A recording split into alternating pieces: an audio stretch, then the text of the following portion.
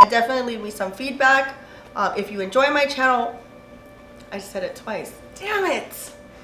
Number 4 comes from MRZ. I think she said Ms. Flowers. So I'm going to combine this. Do it.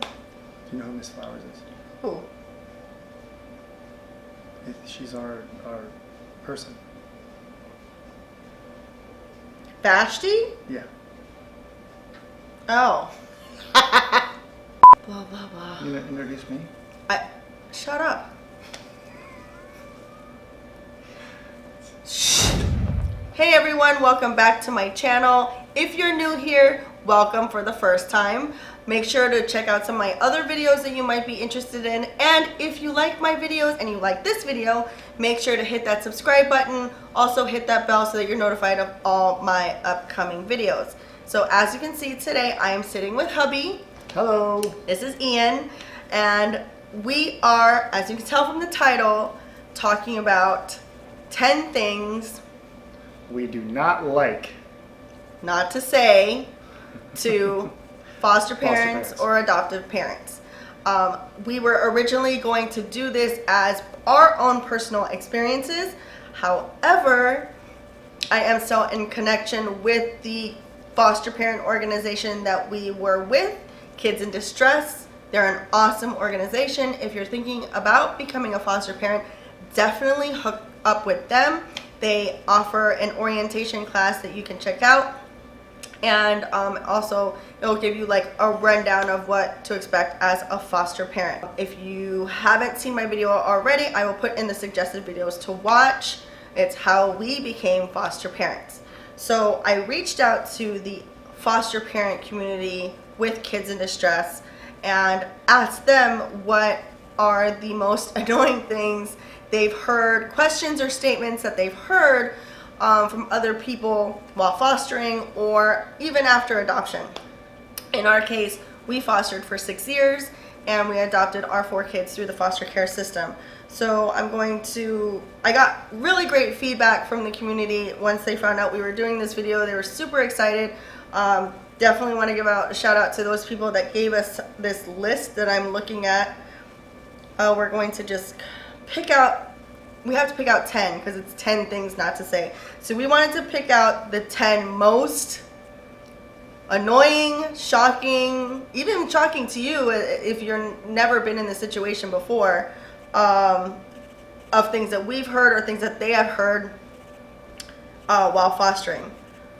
Okay, so we're going to start off with 10 going down, 10 being maybe the least annoying or least shocking, and number 1 being the most annoying, most shocking, most like, what the F are you thinking when you say this and it comes out of your goddamn mouth? Number 10. This comes from Glenn Brasalmo, and I'm sorry if I'm mispronouncing your last name. He gave me, and we can relate to this, are they twins? One child is black and one is white. This... So let me interject on this one. We have 3 kids that for a long period of time during the year are the same age. So 4, 4, and 4 at this period of time. And we've been told numerous times, oh, are they triplets? And none of them, one of them is half black, half Puerto Rican, very light skinned. One of them, she looks more Puerto Rican. Yeah, more Puerto Rican. One of them is very dark Haitian girl, and the other child is very light skinned black boy. He's medium. Yeah. And they look nothing alike. There's no similarities. Nothing at all. And are they triplets? And it just it baffles me. The triplets question. So from Glenn, and I thought this was so funny, he actually stated that he responded back, yeah, one just stayed in longer, then walk away. I do get the twins question. I do get when I'm with Isla and Liam. I do get when they're together, and Isla is the Puerto Rican looking one and Liam is black. So I'll walk around in this grocery store and they'll say, well, are they twins? And I'm just like, yes, from different daddies, 2 different sperms. I don't know what to say. So It's like, I know that they're trying to probably start a conversation, but I mean, the last Curiosity. thing I would say if I see like two totally completely different looking children is, are they twins? Number 9 is actually a pretty funny question. This comes from Sherry Law, so thank you for this. Sherry wrote that after she was coming out of Sam's one day, an older couple walked past her and asked her, where did you get him? Because her child is African American and she's not. So she stated to them that, so I told them Sam's is having a sale on aisle number 5. You have to forgive some of these foster parents that come back with smart ass responses, because how do you ask someone, where did you get him? Like, as a thing. Like they're an object. Like they got them on sale somewhere at a... Because they're clearance or something. Yeah. Like, if you generally want to start a conversation with someone you clearly know is either fostering or adopted a child, just say, oh, you know, the child's so cute, or well, what's his or her name, or oh, she has pretty hair, or has pretty eyes, or please don't say, where did you, what was the question? Where did you get him? Where did you get him? I was looking for one just like that. It's not PetSmart. Is that the upgraded model? We can't say we got him from PetSmart or, you know, whatever, Child Mart. I had a coupon, 50% off, something. Number 8 comes from Next to Sunshine, and I've gotten this question in a different form, and apparently Ian's gotten this question in a different form. So we're gonna use number eight as like a triple whammy. So number 8 from Next to Sunshine is, do they all have the same father? Granted, okay, I know some of you biological parents have gotten this question when you have different children that look very differently. My best friend gets this question all the time with her daughters that do come from the same father. But in my experience, I was at the store with 3 of my children, the ones that are black, and I went through the cashier line, and the cashier lady is looking at me, looking at the kids, looking at me, looking at the kids, then looks at me again and says, I take it they take after dad, right? So I just looked at her and smiled and said, why, yes, all 3 of them. I didn't know that. Yes. That's pretty funny. I just felt like I really didn't need to give the kid's life story to a cashier or register lady that really doesn't want to blatantly ask if they're adopted. So generally in this circumstance, if you get a response like that from a foster parent or adoptive parent, they just don't want to explain their situation. So I think at that point you just need to respect it and just move on. So number 7, we're on number 7, right? Yeah, number 7. Okay, number 7 is not really annoying, or I don't think it's annoying, but I don't understand the reasoning behind the question. I get this a lot. I get this at work. I get this from friends. Ian gets this from work and friends. We get this from random people. And this comes also from Steph. And the question is, are any of them real brothers and sisters? Yeah, they're all real brothers and sisters. They're brothers and sisters. We have 2 boys, 2 girls. They're brothers and sisters. The word is real. Are any of them real brothers and sisters? Makes no sense. Yeah, they're brothers and sisters. Documentation on our adoption papers state that they're legally binding brothers and sisters. Do you mean that are any of them biological? I think that would have been more of an appropriate question. Are any of them related? Are any of them biological? I've gotten the same question that Steph got, and it was, are any of them real brothers and sisters? Many times. Many times. Number 6 comes from Yoli Wheeler, and I've known Yoli for a long time, and she's still fostering. The question she got, and this is a question that we get too, is, are you going to keep that one too? And she wrote, loud enough for the 3-year-old foster and my 6-year-old adopted son to hear. What we've gotten is, we've been telling our story, and right in front of the kids, they'll say, oh, and you kept all 4? Like, it's a shock. Our goal throughout the process of fostering was a permanent placement home. So we were always in the circumstance that if a kid came to live with us, that they were either going to stay with us permanently or they were going to go home to their biological parent. There was no in between. If the parental rights were terminated, then they were living with us. This question in general kind of hit home because how do you give up a child like that? And how would you ask a question like that in front of children? All right, number 5. Number 5 comes from Jessica Kofroth Schumann, and I've never ever gotten this question ever. Maybe I think once related, like I think my mom might have said something similar, just because she was curious if I was getting someone more of my race and nationality. And if you live in South Florida, these type of people are very minority here. So the question is, why doesn't she look like the rest of you? I don't even know what to say to that question. I've never got. I'm white. I don't even know what and to all my say to kids that are question. dark, so I've never got that question. Like if someone actually said that to me, I'd probably like come back with a major attitude. I can come back with a smart ass thing to say. What, you don't see the resemblance in the nose? That's my nose. That's my nose. No? I'd be like, ask that question to my child, then you'll see the resemblance. I still don't know what to say. Jessica, I'm sorry you caught that question. I wouldn't know I don't even know how you answered that. Did you even answer me on how you answered that? No. Okay. Number 4.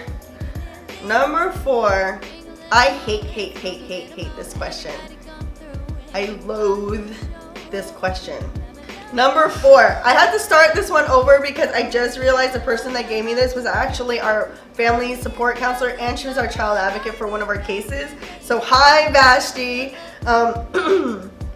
She is actually fostering, and she does also work for kids in distress. The question was, why are you fostering? And I'm going to combine that with, how can you do it? I couldn't do what you do. And then the second part of that question is, why don't you just have your own children? I hate this question. It's a loaded question. I loathe this question. That is a loaded question for me. You don't ever just ask someone like that thinking like, boom, like you can just, lay there, do your thing and have kids. Nowadays, infertility is on the rise. I don't know if any of you know that, but you don't ask that question. You think that everybody can have a baby? We couldn't have kids at all. This question, no. Don't ask that question ever. Don't say, why are you fostering? Why don't you just have your own? Okay, so number 4 actually kind of ties in with a personal situation of mine. I did mention it in how we became foster parents video.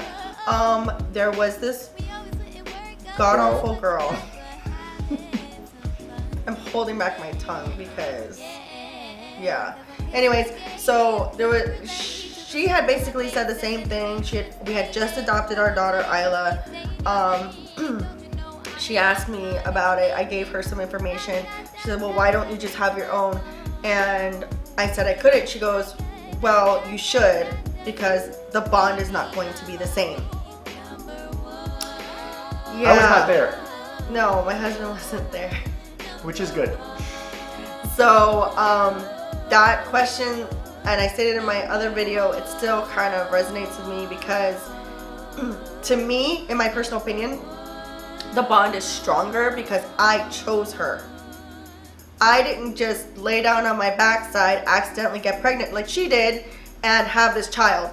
I'm not saying that for any of you at all that that's not like you won't have a bond with your child, but to be honest with you, working in the foster care system like we have, yeah, there are biological mothers that don't have a bond with their kids because they're in our home right now and they have a bond with us, and that's all I'm going to say about that. Number 3 comes from Nick Chris, that's how they're listed on Facebook.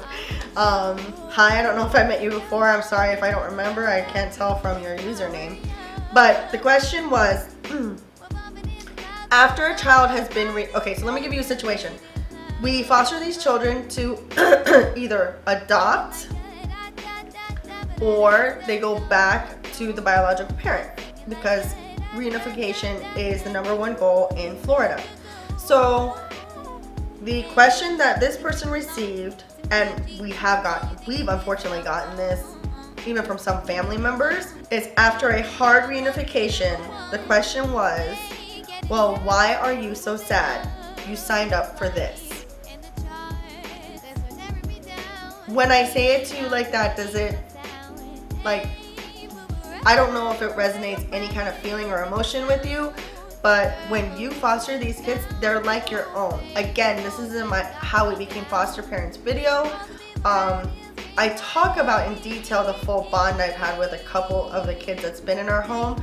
We have fostered over the course of 6 years, 11 foster children.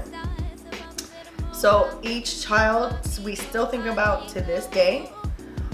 Mind you, that's including the 4 that is sleeping upstairs right now, minus the 1 child that wants to keep coming downstairs because he keeps waking up. And every child we think about, and we actually get questions from friends, have you seen so-and-so? Have you seen that one child? Have you seen this child? It still hurts every time we lost a child. It hurts the same way as a miscarriage, as death of losing a baby to SIDS. Think of, for those of you that are watching this video that have experienced that, that's how it feels when you lose a child back to reunification. Yes, we are aware that that's going to happen, but most of us hope that it's not because we want these children in our homes permanently. I don't know why anybody would ask that.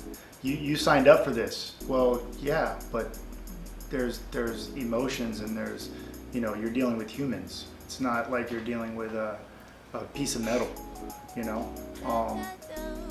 it's like a drug counselor that loses someone to an addiction and overdoses.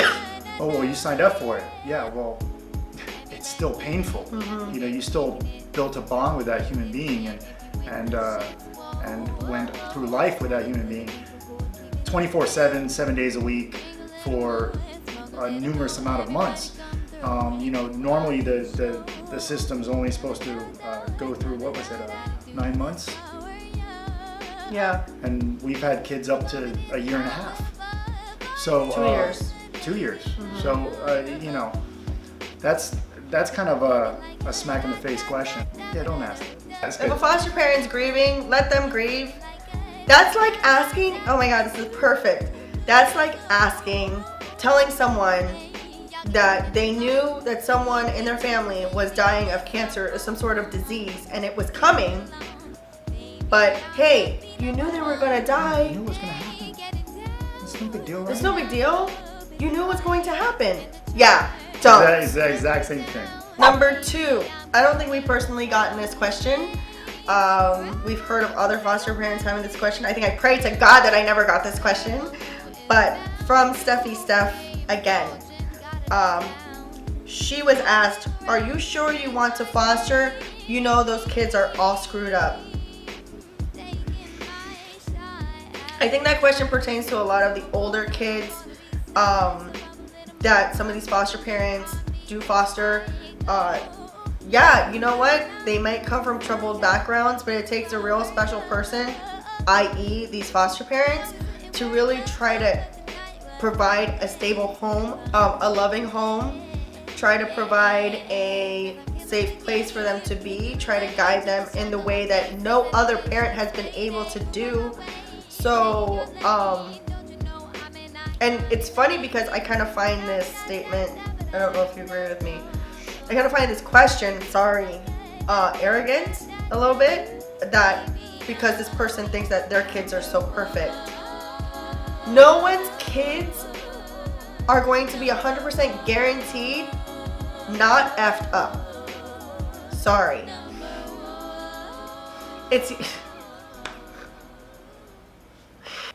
Drum roll, please. Our number one top question or thing not to say to a foster or adoptive parent is coming from Eric Brasalmo. Again, thank you for this. 100%. Yeah, jaw hit the floor when I read this. I have not gotten this. He wrote, "Did you adopt him?" And he said yes. Then that person said, "These damn addicts need to stop having kids."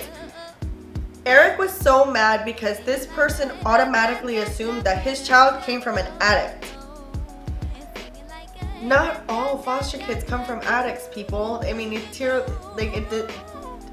varies. It's a lot of factors. It's a lot of factors. Like, you don't just automatically, it was stereotyping for one, judgment for two, and you know, he just said that he prays that he raises his son well enough to withstand the prejudice people he will have to face in this world.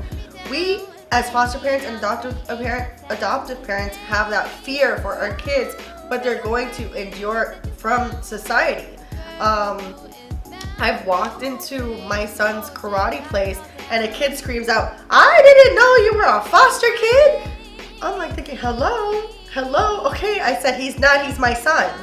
You know, it's hard not to get mad. This kid was like 8, 9, but I still got angry because this is what we're going to have to face. Yes, there are some of you going to watch this video and be like, you know what you dealt your cards with, whatever, how you dealt your cards. Yes, we're very much aware, but we are respectful of everybody's boundaries. Be respectful of ours. I don't have to agree with you. You don't have to agree with me. However, at the end of the day, there is such a thing as ethics, morals. It's not us either. You can say whatever you want to us. Mm-hmm. You don't say anything to my kids. Yeah. And you know. And that's what it boils down to. That's what it boils down to. It's you know, these kids need to grow up and be successful, and they will. Mm-hmm. And the reason they will is because they're going to be taught how to deal with society properly. Yeah. So that is it. Those are our 10 things not to say to a foster or adoptive parent. I really do hope you enjoy watching this video. If you do, please do consider subscribing to my channel for behind the scenes, other related information, and what goes into making my videos. Please check me out on all my other social media platforms. And as always, stay sassy, sexy, and sophisticated, and I'll be seeing you on the next one.